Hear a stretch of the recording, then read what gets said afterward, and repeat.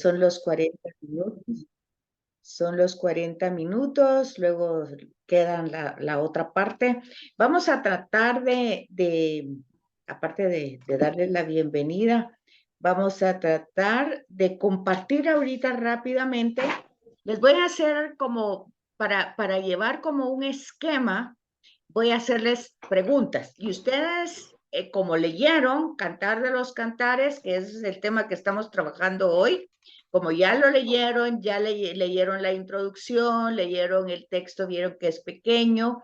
Entonces, voy a hacer como 5 preguntas así, general. Y ustedes, sin esperar que yo esté mencionando a nadie, van respondiendo las preguntas de acuerdo a lo que ustedes leyeron. Lo mismo vamos a hacer con el libro de los jueces, porque no da tiempo, que si pongo a cada quien que hable, pues se va todo el periodo y no avanzamos. Entonces, lo que a mí me interesa básicamente son los contextos.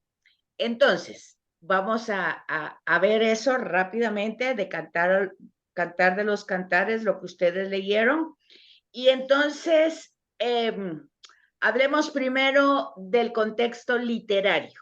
¿Qué les parece que es el libro de Cantar de los Cantares?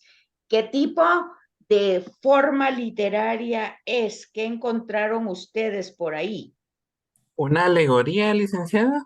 Hay alegoría, pero no es solo eso. O sea que lo que usted está diciendo está muy bien, pero eh, la respuesta sería, hay diversas formas, y una sería una alegoría. ¿Quién más encontró otra forma literaria? ¿Y poema, licenciada? Un poema lírico, sí, muy bien. Sí, ¿Qué un otro? poema lírico. ¿Qué manda? Un poema dedicado al amor de los esposos. Sí, tiene que ver eso, ¿verdad? Un amor nupcial, ¿verdad? Ujú. Es un canto, digamos, al amor. ¿Se fijan ustedes que solo el título, por ejemplo, Cantar de los Cantares? ¿Qué significa solo el título? Que son cantos, Cantar de los licenciada. Cantares. ¿Cómo? Son cantos, una serie de cantos. Una loa. ¿O el canto de cantos? El Sí, canto, ajá. el mejor canto de los cantos, o sea, el mejor canto, cantar de los cantar. Cuando decimos el santo de los santos, es el más santo, ¿o no? Sí. Entonces, el título es el mejor canto, el mejor poema de amor. Bueno, entonces ahí pues vamos viendo todas esas formas poéticas que van a ir apareciendo, ¿verdad? ¿Qué más se encuentran como género literario? ¿Qué más se encuentran? ¿Qué más características vieron? Poema, lírico, están mezcladas muchas formas poéticas, hay cantos, hay descripciones, hay Rimas, diálogos. ¿Qué más hay? rimas, licenciada. Hay rimas. ¿Qué más hay? Es que todos son referentes al amor. Por ejemplo, lo que dice el verso 16 Ajá. de capítulo 2: mi amado es mío y yo suya. Él apacienta entre los lirios. Ya ese es un precioso canto, ¿verdad? Poema, ¿verdad? De amor, un poema al amor, sí. Un poema nupcial, ok. Y ahí, Narrativa. ¿qué manda? Narrativa también, ¿verdad, licenciada? Hay un poquito de Ujú. narración, sí. Bueno, entonces ya vemos que si vamos a utilizar un contexto literario, vamos a ver que hay muchísimos, ¿verdad? Muchísima forma literaria, porque la lírica, el poema es eso, ¿verdad? Hay muchas diversas formas de expresar lo mismo, porque es que no cambia el tema es el mismo, y si ustedes se fijan, hay repeticiones, ¿sí o no? Se repite y se Sí. repite lo mismo varias veces. Entonces,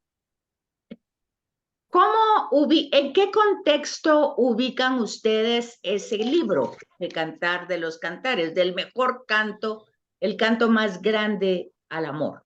¿Dónde lo ubican? ¿En qué contexto histórico? Es como otros escritos, no está entre de las escrituras judías, ¿verdad? Otros escritos. Hay mezclas, ¿verdad? Hay mezclas de toda una literatura mesopotámica. O sea, no es toda solamente un texto, pues, directamente en hebreo, aunque, ¿qué dicen ustedes? ¿Estaba escrito en hebreo, originalmente en griego? ¿Cómo estaba escrito? Pues hay partes en arameo, parece. ¿Sí? Entonces ahí encontramos que es una lectura extra bíblica.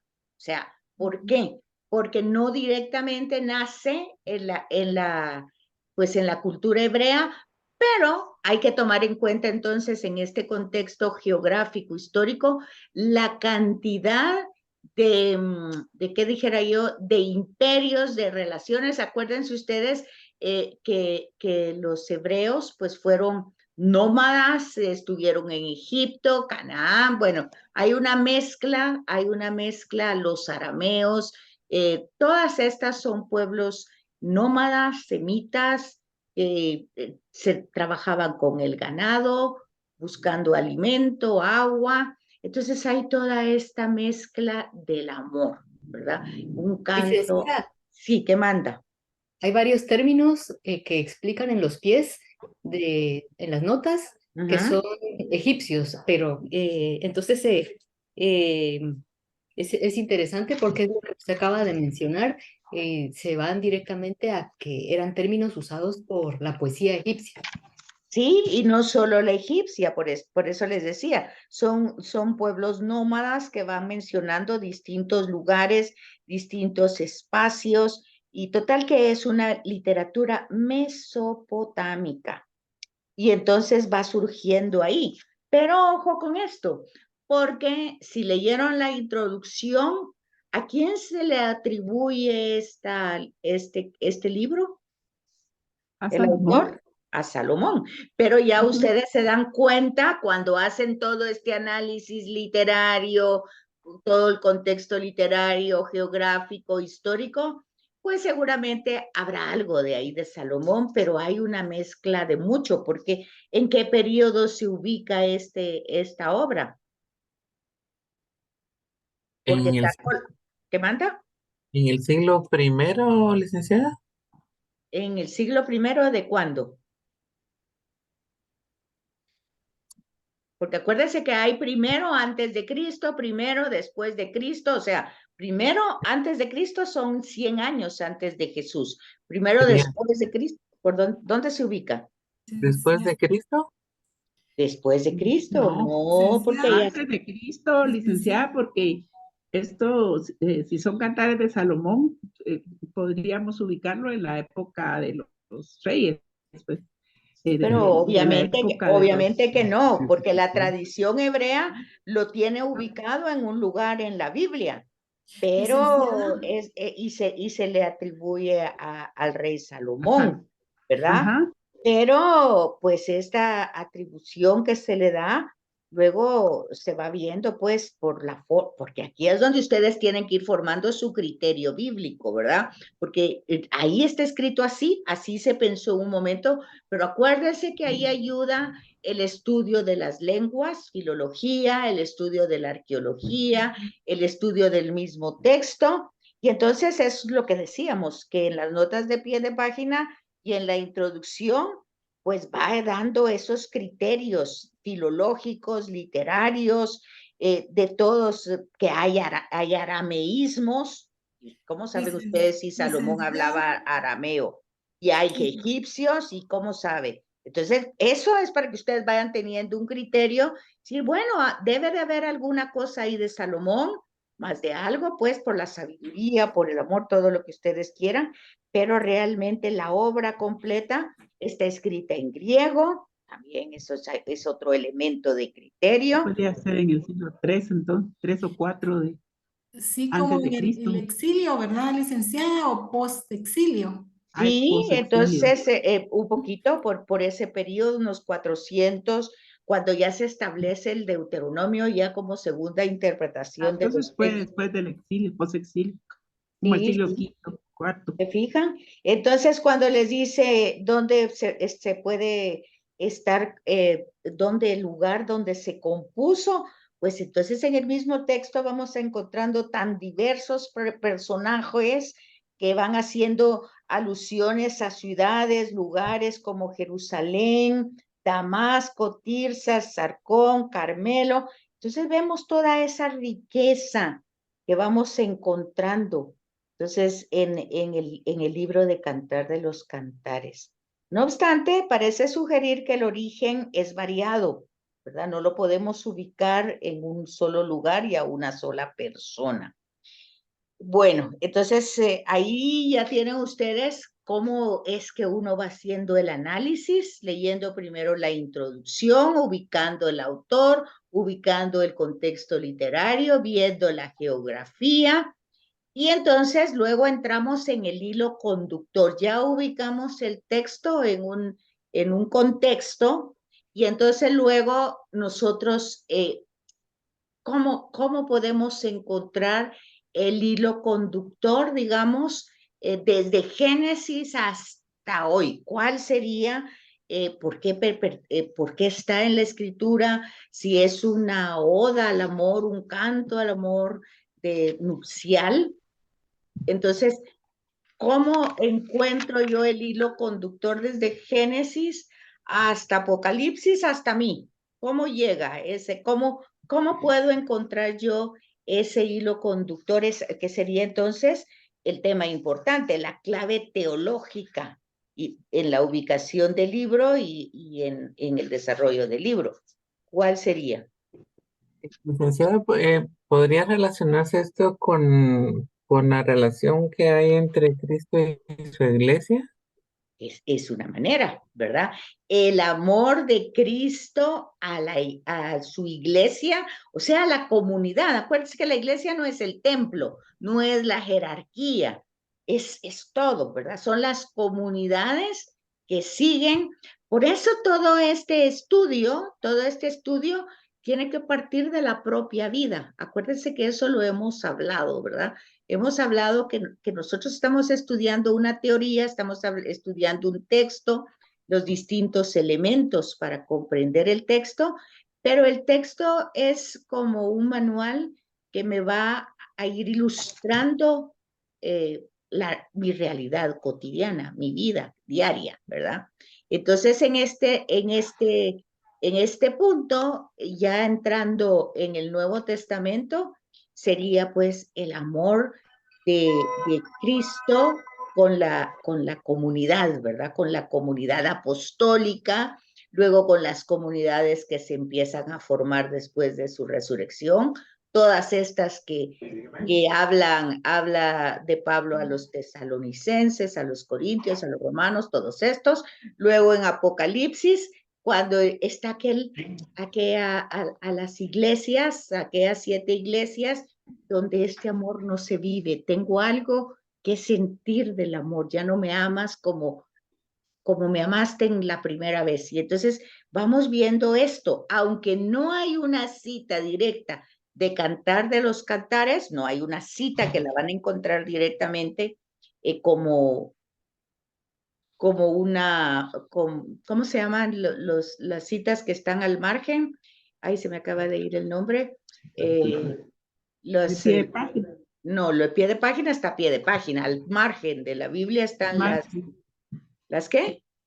Concordancias, las concordancias. Entonces no vamos a encontrar a veces directamente una cita en el Nuevo Testamento, pero aquí vamos llevando las concordancias en el tema, en la temática del amor. Bueno, y eso es en el Nuevo Testamento. Todos los temas, ¿qué más temas se les ocurre en el Nuevo Testamento que lleva el hilo conductor? En el Nuevo Testamento.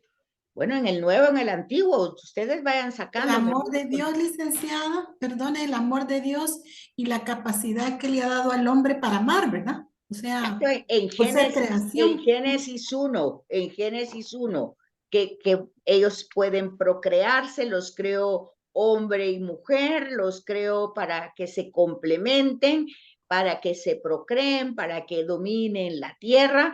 Entonces, ahí está ese amor que luego en Cantar de los Cantares, pues se lleva a esa alegoría, a ese simbolismo, a esa alegría, a esa felicidad de un amor compartido, acompañado. Fíjense que es un tema interesante porque vean el contexto no es poligámico. O sea, quiere decir que no está hablando de que pueden haber muchas esposas y muchos esposos. Está hablando del amor de pareja.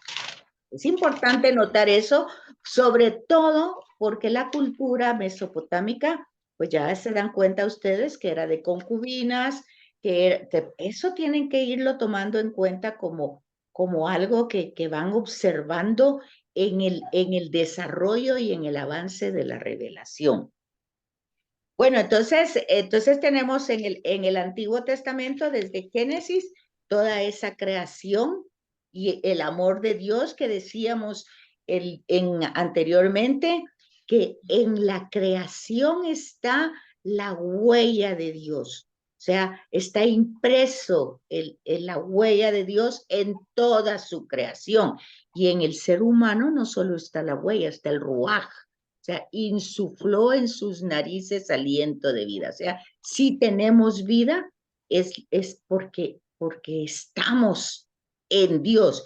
Y un tema importante de Dios es que se da. Su amor no es que da cosas, es que se da él mismo, se da en la creación. Es de ahí que vean ustedes a Francisco de Asís, hermano Sol, hermano Luna, o al mismo Jesús de Nazaret, alabando al Padre y glorificando al Padre porque lo ve en los lirios del campo, en los pajaritos y bueno, lo ve en la creación. Entonces fíjense ustedes que el Cantar de los Cantares, aunque tiene una temática nupcial, pero realmente es una alegoría al amor primeramente Dios que crea y que deja en su creación su huella y en el ser humano pues su aliento. Es importantísimo eso, porque el tema de la dignidad humana y el tema no es por temas de profesión o de títulos o de posesiones materiales o cosas así, que si las hay, qué buena onda, pero no se trata de eso. Se trata de que la dignidad de ser parte de la creación, algo que debemos agradecer todos los días, ¿verdad? Porque entendiendo a un Dios eterno, sin principio ni fin, omnipresente, omnisciente, uno solo, aunque trino, infinito, perfecto. Bueno, si no hay tiempo, si no hay todo eso que nuestra condición humana, pues nosotros lo tenemos, ¿verdad? Porque nosotros tenemos el cronos, o sea, el tiempo, Dios no. Nosotros somos finitos, Dios no. Nosotros somos limitados, Dios no. Entonces es muy difícil entender la realidad de ese ser, pero una cosa es cierta. Yo no le entiendo, yo sé que estoy en el ser de Dios incluso antes de nacer, porque el nacimiento físico humano es un momento en la historia. Dios no tiene esos momentos. Dios es un espíritu y un espíritu permanente. Dios no se muda, dice. Bueno, No todo es esto, licenciada, ¿qué lo que manda? sobre la ambivalencia, él no es ambivalente, No, no es es un así. Dios que no es ambivalente, no es cambiante, lo No es. que nos explicó en la clase pasada. Eso mismo. Entonces, ese canto a ese amor sublime, a la celebración de la belleza, de la grandeza, del amor, a la dimensión humana, porque luego entonces ya nosotros humanamente, aunque de forma limitada, podemos ir captando esa realidad del amor que trasciende, que se desdobla para darle al amado la plenitud. Bueno, eso es Dios. y lo hace en su creación y luego lo hace cuando se encarna en su redención, es darse. A mí nadie me quita la vida, yo la doy. Entonces, es un Dios que se da a todo, en toda forma, en todo momento, en toda circunstancia. Y luego nos da su espíritu, su amor entre el Padre e Hijo, se queda desperdigado entre la humanidad. Bueno, pues entonces ese es el canto, ¿verdad? El género literario, pues ya vemos que es muchísimas formas de cantarle al amor, ¿verdad? Perdón, licenciada. Entonces, ¿qué más Sí, podrían decir? yo sí siento que es todo Cantar de los Cantares se refiere a un amor para mí que lo sentí muy humano, ¿verdad? Muy de personas, muy de relación. Sí, porque Y lo dedica totalmente a eso, ¿verdad? Entonces, sí, realmente todo esto que es y lo hacen tan detallado y tan claro con relación a las formas y los problemas que se dan también en una relación amorosa, ¿verdad? Las situaciones también difíciles, que a mí me parece que lo que sí no encuentro en el Nuevo Testamento, digamos, es Dios y ese amor, ¿verdad? Por Jesús y ese amor, ¿verdad? Porque eso sí no hay nada, sino que claro que sí, son las bodas. Claro. Las ah, bodas, todos los temas de bodas, todas las parábolas de Jesús, que es el novio, las vírgenes que están esperando, es esto mismo. ok, gracias. Ahora caigo en cuenta, ¿verdad? Que es Y, más, y, y, y, y en el Apocalipsis, las bodas del Cordero, que es al final la gran fiesta, la gran celebración, en el Hijo pródigo, el regreso del Hijo y el amor del Padre que lo está esperando sin ningún tipo de censura y que lo dignifica, es el amor expresado con el anillo, con la túnica, con las sandalias, pues lo dignifica. Ese es el amor de Dios está cantado en todas las formas y Jesús lo vive en sus gestos, en su compasión y lo anuncia en sus parábolas. ajá, sí, yo lo entendía más así como que todo este Cantar de los Cantares fue más orientado hacia el amor de pareja, ¿verdad? Es un amor nupcial, es un poema al amor nupcial. Eso es realmente el texto. Y decíamos que aunque no hay ¿cómo les dije que se llamaban las citas que están al margen? Concordancias, concordancias. Concordancia. Que no tenemos una concordancia, es decir, esto está en la cita tal y tal, tal, al margen, pero tenemos el tema del amor de hecho, la alianza es un tema de amor, Sí, no es, sí, sí, no sí, es, exacto. Yo sí veo el amor en en toda la Biblia, por supuesto, ¿verdad? En todas las exacto. Sagradas Escrituras. Sin embargo, aquí lo vi tan específico, ¿verdad? Porque como usted bien dice, y cuando uno también está leyendo un poquito la parte de Job y la parte de que nos dejó de los Salmos, uno va viendo cómo la Biblia también va, no, y que el amor de Dios no es dinámico, ¿verdad? ¿Ah? No es pasivo ni que se quedó solamente en un tiempo y en una forma, sino que constantemente nos va dando formas diferentes de las manifestaciones de amor, ¿verdad? No Así solamente. es. Entonces, Loti, aquí donde está usted hizo una interpretación literal y está perfecta, pero luego hay más, no se queda en solo una interpretación literal. Podemos hacer una interpretación simbólica, literal, ¿verdad? También podemos hacer una interpretación alegórica, o sea, dando lo que estamos haciendo. Jesús, las bodas, el novio, el cordero, bueno, esa es alegoría, ¿verdad? Porque estamos explicando, ¿verdad? Luego hay otras más interpretaciones, ¿verdad? Y cuando se lee el Cantar de los Cantares, además de la alegórica, la simbólica, la literal, pues podemos ver otras maneras, ¿verdad? Por ejemplo, dice el texto, hay paralelismos, digamos, si nosotros vemos algunas citas de Pablo como Pablo también ama las comunidades. Por ejemplo, hoy se leía, hoy empezaba la primera carta a los tesalonicenses en la liturgia de hoy, y entonces él habla del amor a esa comunidad y cómo le da gracias y cómo los ama como un padre, en fin, se va dando todas estas interpretaciones. También se puede dar una interpretación folclórica, ¿verdad? Considerando el ambiente donde nace Cantar de los Cantares, que es un ambiente como campesino, como rural, ¿verdad? Ahí el poema va contando, ¿verdad? Todas estas, eh, todas Muy de estas naturaleza, ubicaciones, ¿sí? muy de naturaleza, ¿verdad? Sí, Sí. todo es vinculado hacia la belleza de la naturaleza con la belleza del amor, ¿verdad? Perfecto. Entonces vemos que sí podemos ir encontrando el hilo conductor, aunque no es literal, ¿verdad?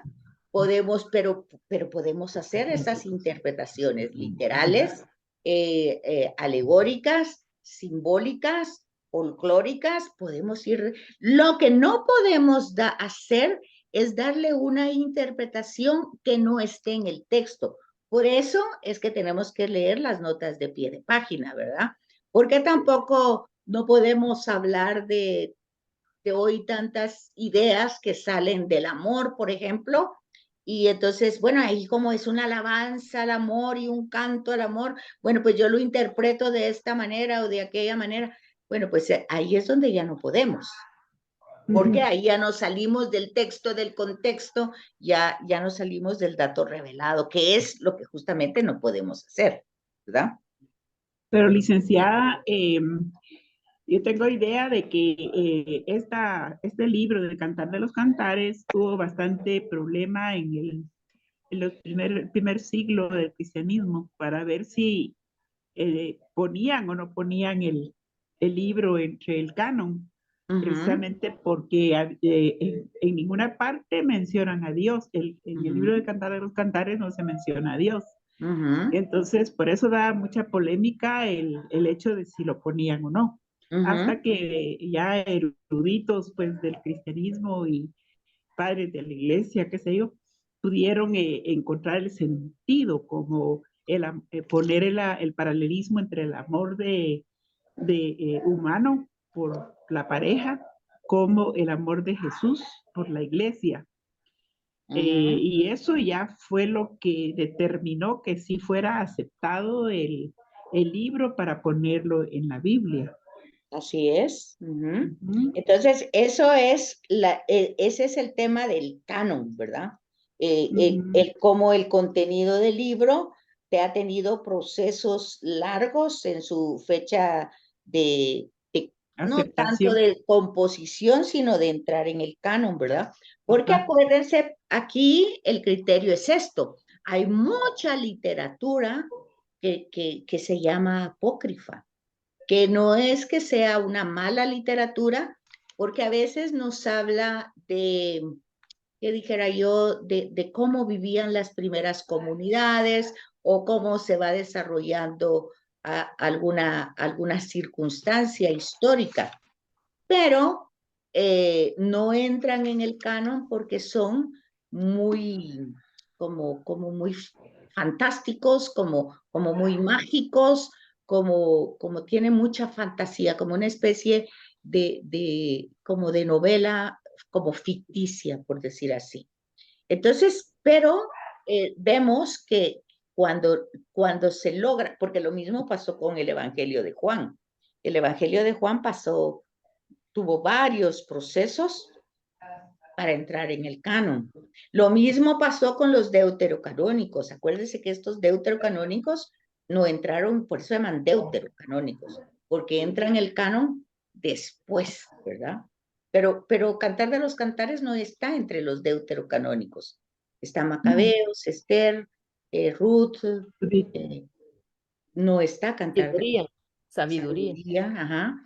Pero Cantar de los Cantares no está. Cantar de los Cantares tiene ese proceso por lo que ustedes mismos dicen, porque si leemos literalmente, pues es el amor nupcial, ¿verdad?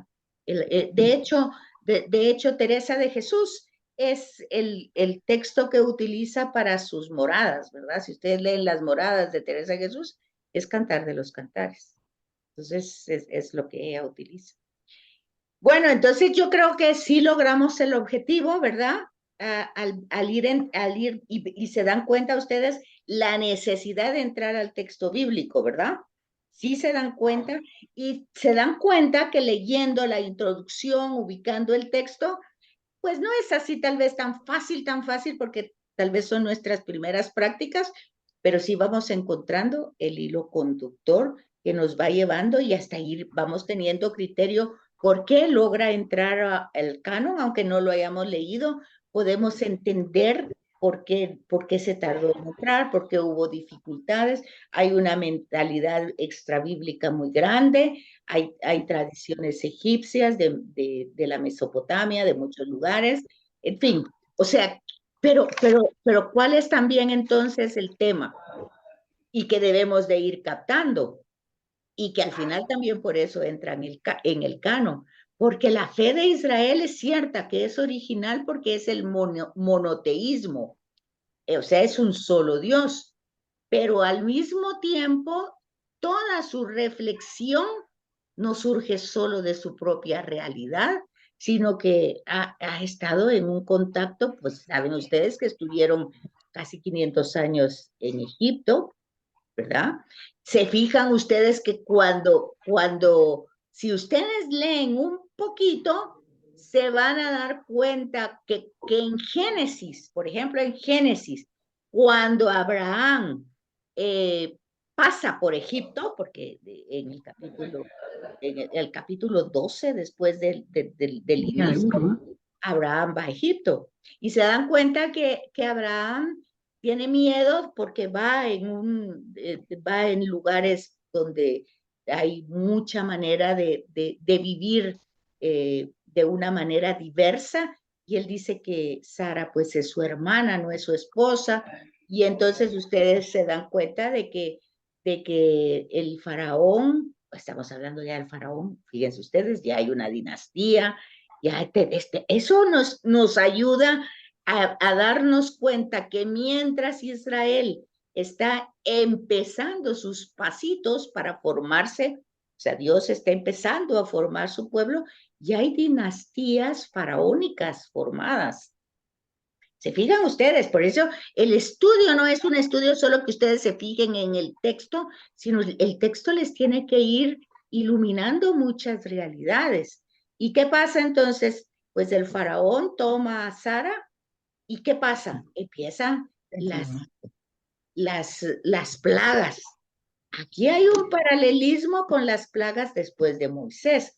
Entonces uno tiene que ir viendo, y esas plagas también son acontecimientos naturales. Ustedes leen las notas de pie de página que todavía van sucediendo a lo largo del tiempo, porque tiene que ver con el río Nilo, porque tiene que ver por toda la sedimentación que trae el río. Luego, cuando entramos a Moisés, pues hay que entender el contexto de Moisés. Moisés ciertamente fue educado como hijo de Faraón. Entonces tuvo formación militar, tuvo formación de las creencias mágicas, de los dioses, tiene todo un complemento histórico que nosotros debemos de captar. O sea, nosotros tenemos que ir ampliando nuestra visión,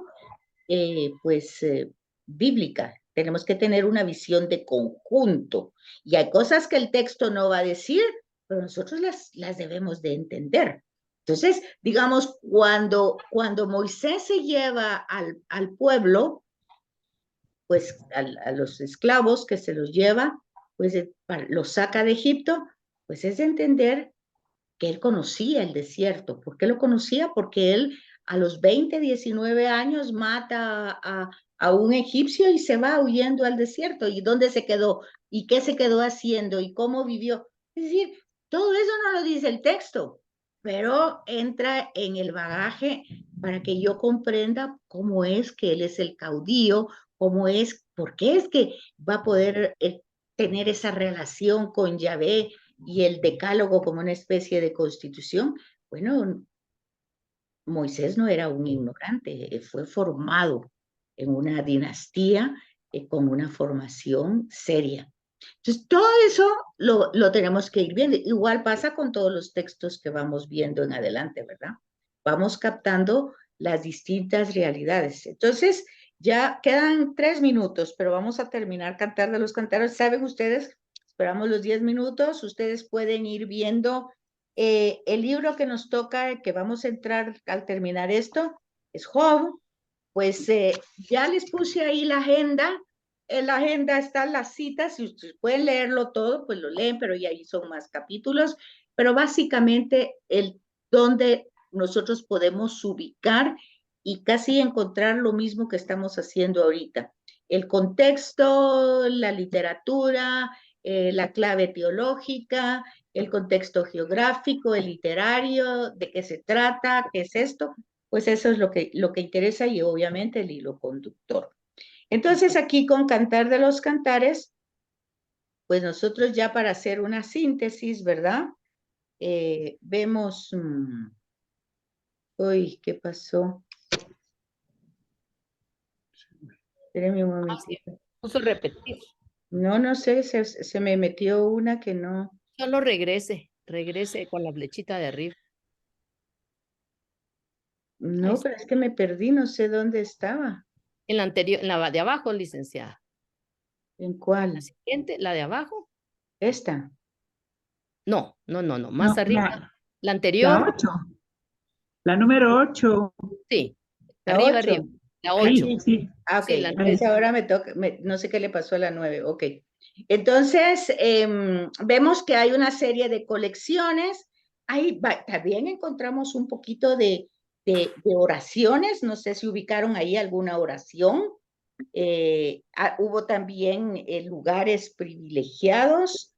Luego vemos en la introducción y el epílogo. Yo no sé si no sé si se me movieron las. No, No, licenciada. fíjese que se me movieron no sé qué pasó, se me movieron no es esto. Sí, porque eso es Ahí Salmos. está, ahí Y está. eran los salmos. Algo pasó, no sé, Pero ahí está Cantar de los Cantares, 2 arriba, licenciada. Ok, bueno, pero falta 1 minuto y medio Bueno. y ahorita pues no sé qué le pasó a mi. Arriba está Cantar de los Cantares. Arribita. Aquí. Otra diapositiva más arriba. Es que ahí pasó usted Cantar de los... Ahí está. El Cantar de los Cantares, título, texto y versiones. Ok, eso ya lo vimos, el título, el canto más grande, todas las versiones que hay, la fecha, todo esto ya lo vimos. Ajá, la de Luego arriba. veíamos aquí, no, fíjese que no. Que se desordenaron, Se me ¿verdad? desordenó, pero no sé por qué se me desordenó. Ok, entonces, falta 1 minuto, no sé si tienen dudas y preguntas en relación al Cantar de los Cantares, luego vamos a entrar con Job, yo les doy toda la introducción de eso, pero luego ustedes, pues en el transcurso de la semana, leerán la introducción, las notas de pie de página, y yo les puse ahí, porque luego veo que dicen, bueno, es que no sabemos qué tenemos que hacer. Yo ya les dije que no quiero nada escrito, yo solo quiero que lean y que compartan, porque si alguien no leyó, pues entonces por lo menos con lo que ustedes van diciendo, van entendiendo lo que vamos desarrollando. Eso es una manera de un aprendizaje en conjunto, ¿verdad? Y claro que todos tenemos que leer, pero si hay alguien que por X o Y